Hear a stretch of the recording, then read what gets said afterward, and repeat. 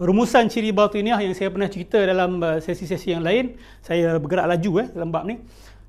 Mendakwa setiap zahir nas ada batinnya, dan ianya tidak sama bahkan bercanggahan dengan zahir agama. Agama ada zahir, agama ada batin. Tapi batin tu sebenarnya menyanggahi yang zahir. Dan Imam Ghazali kata, golongan batiniah ni kata, yang percaya zahir ni untuk orang bodoh saja.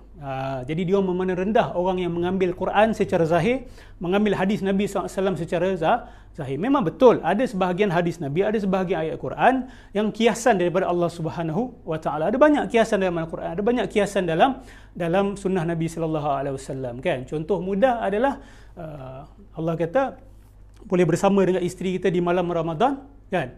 Sehinggalah jelas khaytul abyadu minal khaytil aswadi minal fajr, kan, benang putih di atas benang hitam daripada fajar. Sampai ada sahabat ikat satu benang hitam, satu benang putih dekat kaki dia. Dan dia tanya Rasulullah, tak jelas-jelas pun bagi aku ya Allah, ya Rasulullah. Dan Nabi kata, antala aridul qafa, ataupun anta ni apa, ada slow sikit Nabi kata. Sebab maksud benang putih dan benang hitam tu adalah twilight ataupun cahaya putih sebelum keluarnya fajar itu. Jadi dalam Quran pun ada kiasan juga.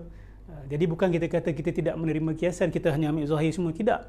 Tetapi golongan batiniah ni, dia menghina orang-orang yang mengambil asas-asas agama secara zahir. Contoh qul huwallahu ahad, kan, katakanlah Allah dia itu, katakanlah Muhammad dia Allah itu esa. Dan itu yang dipahami oleh ulama Islam, itu yang dipahami oleh Nabi, itu yang dipahami oleh para sahabat, para tabi'in, tabi'in, ulama sampai ke hari ini. Kan, tiba-tiba ada pula orang datang kata, oh ada makna lain bagi qul huwallahu ahad itu. Huwa itu merujuk kepada al-insan al-kamil ataupun kepada hakikat Muhammadiyah dan sebagainya. Hakikat Muhammadiyah itu adalah Tuhan yang esa, Allah yang esa. Al-insan kamil adalah Allah yang esa. Kan, dan bila mereka bawa tafsiran-tafsiran seperti ini dan orang kritik, biasanya mereka akan jawab apa? Oh, tafsiran ni tafsiran zauqi, kamu tafsiran syariah, zahir sahaja. Maksudnya mereka telah merendahkan. Maksudnya tafsiran zahir itu rendah. Tafsiran yang seperti yang mereka bawa itu adalah tahap tinggi. Ni, dia bercanggah. Tengok, ada zahir, ada batin. Dan batin itu menyanggahi yang zahir. Dan siapa yang pegang zahir, dia orang bawahan, dia orang bodoh, orang awam sahaja. Okay? Imam Ghazali dijelaskan dalam Fadaih Batiniyah. Kemudian nombor 2. Mentafsir Quran dan Sunnah tanpa mempedulikan hubungan perkataan dengan makna, beratasnamakan takwil dan memasukkan abjad serta nombor ke dalam tafsir. Okey, dia orang suka tafsirkan Quran ni tanpa mempedulikan makna. Okey, langgar semua, langgar tata bahasa Arab, langgar usul tafsir, kaedah tafsir, langgar kaedah Allahumma salli ala sayyidina Muhammad, pemahaman yang kita kata pemahaman biasa. Bahkan perkataan-perkataan itu pun kadang mereka langgar. Okey, maksud perkataan tu sendiri, perkataan yang semua orang tahu makna dia, dia orang boleh pusing ke tempat lain. Dan dia suka main nombor, suka main abjad, okey, dalam tafsir. Okey, kenapa saya cerita benda ni? Ustaz kata nak cerita New Age. New Age pun buat benda-benda macam ni, kalau awak nak tahu. Okey, the New Age movement buat semua benda ni. Nombor 3, membatal meremehkan zahir agama dan ulama zahir serta menganggap diri sebagai golongan atasan dalam hierarki kerohanian. Okey, mereka ni suka menderajat-derajatkan orang. Ni orang zahir, ni orang batin, ni orang ahli makrifat, ini orang syariat saja. Dia suka. Kan? Kalau tanya mereka, macam mana kamu tahu? Macam mana kamu boleh mengklasifikasi orang lain? Kamu di makam mana sehingga kamu ada mandat untuk klasifikasi orang lain? Kerja macam tu sebenarnya adalah kerja orang yang kita kata biadab lah. Kalau dia memang tidak ada kepakaran, dia orang awam, dia tak ada apa-apa. Lepas tu dia klasifikasikan orang. Kan? Dia kata, oh, ni zahir je, ni syariat je. Kalau kita tanya dia, awak tahu macam mana? Oh, sebab guru saya kata. Tak boleh macam tu. Okey, kalau awak nak, awak kena nukil daripada siapa yang cakap. Khususnya kalau awak nak arahkan kepada orang-orang tertentu yang masih hidup. Kecuali kalau awak ada hubungan terus dengan Tuhan, ya, ada kontak langsung dengan Allah Subhanahu Wa Taala, awak boleh tahu ni orang zahir, ni orang syariat. Ni bukan wali, ni wali, kan. Banyak wali yang tersembunyi, kan. Dalam tasawuf sendiri ada wali mastur, kan. Mungkin orang-orang yang bercakap benda-benda yang kita tak suka, ada kemungkinan tak mereka tu wali mastur? Ada. The kemungkinan is always there. The possibility is always there. Jadi hati-hati. Okey, jadi hati-hati kita. Kecuali kalau ada kenyataan dia atau perbuatan dia betul-betul menyanggah syariat, maka kita boleh tolak tepi kemungkinan itu. Baik. Seterusnya, nombor 4. Banyak doktrin rahsia yang ditumpahkan sejelas-jelasnya pada zaman ini. Okey, diorang banyak teori rahsia. Ni rahsia, tu rahsia. Okey, nak tahu kena duduk dalam bilik, kena kunci pintu dan sebagainya. Diorang banyak. Kalau satu dua tu boleh faham, ni banyak sangat. Sehingga orang jadi sangsi. Agama yang disebarkan kepada orang awam ni Islam ke ada Islam lain? Kan? Golongan Batiniah pun suka buat macam ni. Dia ada dia punya close group dia ada dia punya orang tertentu saja yang boleh faham rahsia-rahsia ni. Orang awam yang bila masuk, dia diberitahu asas. Lepas tu bila naik, jadi cerita lain. Bila naik lagi jadi cerita lain. Bila naik lagi jadi cerita lain. Freemason pun buat benda ni. Saya pernah quote satu kenyataan. Golongan Freemason sendiri, dia kata, simbol-simbol yang kami tunjuk dekat lodge kami itu, untuk orang yang baru masuk, membawa makna tertentu. Tapi bila dia naik ke level lain, makna itu jadi terbalik. Bila dia naik lagi ke level lain, makin terbalik lagi. Okay, ini jalan siapa? Adakah agama yang Allah berikan kepada Nabi SAW adalah yang penuh deception? This is deception. Okay, ini mempermain-mainkan manusia sebenarnya. Adakah agama yang Nabi bawa begitu? Nabi kata ala mahajjatil bayda. Agama ini di atas hamparan yang putih, jalan yang jelas. Okay. Mendakwa boleh berhubungan langsung dengan Tuhan. Ini satu.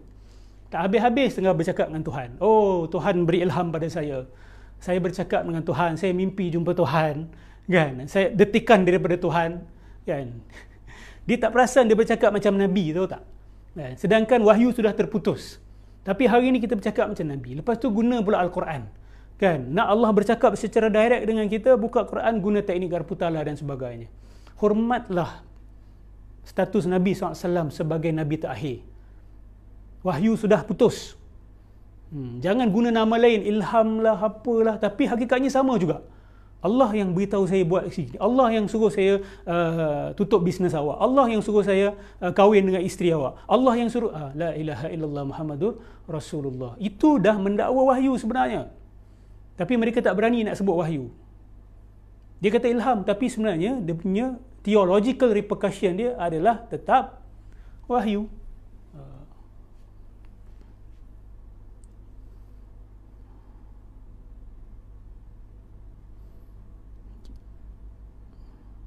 Saya buka sekejap, tengok komen. Saya ternampak daripada Ahmad Yani Ismail.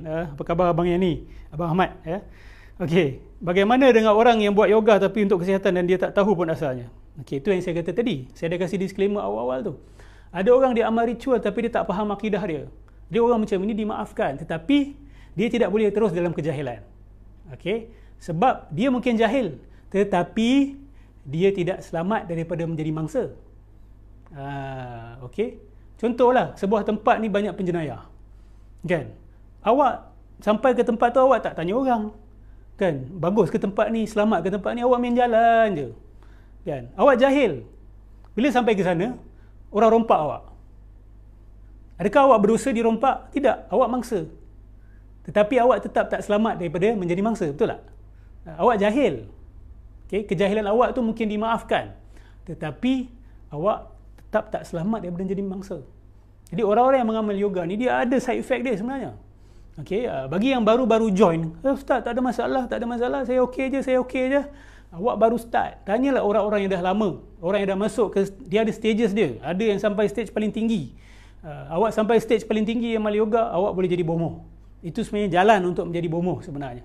Okay, yang popularkan, di mainstreamkan ataupun di arus utamakan ni adalah setakat nak mencari kita kata mencari pengikut sahaja. Okay, dan kadang-kadang instruktor itu pun sebenarnya dia pun berfikiran seperti itu. It's just for health. Kan? Tapi bila kita tanya mereka apa falsafah yoga ni sebenarnya, dia mesti ada falsafah di sebaliknya. Siapa yang buat? Untuk tujuan apa? Bab tu mereka tak boleh goreng. Sebab memang sudah termaktub dalam sejarah tujuan dicipta yoga ini untuk capai apa. Nanti saya akan terangkan lebih lanjut tentang yoga ni. Allahumma salli ala Sayyidina Muhammad. Baik, kita teruskan. Memandang rendah perbuatan berfikir dan mengkaji. Ilmu hanya boleh datang dari imam maksum guru. Okey, gerakan New Age pun sama juga. Okey, dia orang tak suka critical minded people. Ya, dia orang nak orang yang mengikut saja. Tapi dia orang sembunyikan di sebalik label positive mindset. Positif, kita kena positif. Kritikan tu negatif, betul tak? Mengatakan bahawa ada kesilapan negatif. Orang ni buat silap negatif. Jangan negatif. Kita positif. Positif mindset. Hakikatnya apa?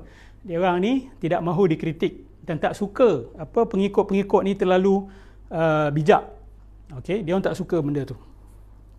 Kebenaran hanya boleh datang daripada rasa yang diberikan oleh guru.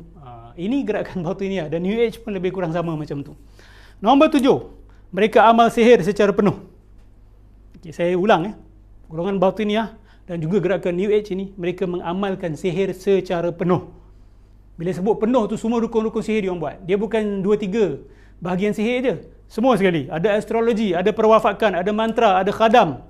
Okay, dia bagi sebagai spirit guides, ascended masters dan sebagainya. Ada meditasi, ada pertapaan. Complete package. Complete package. Dan nombor 8 yang paling penting, berakidah pantheism. Okay, akidahnya adalah pantheism.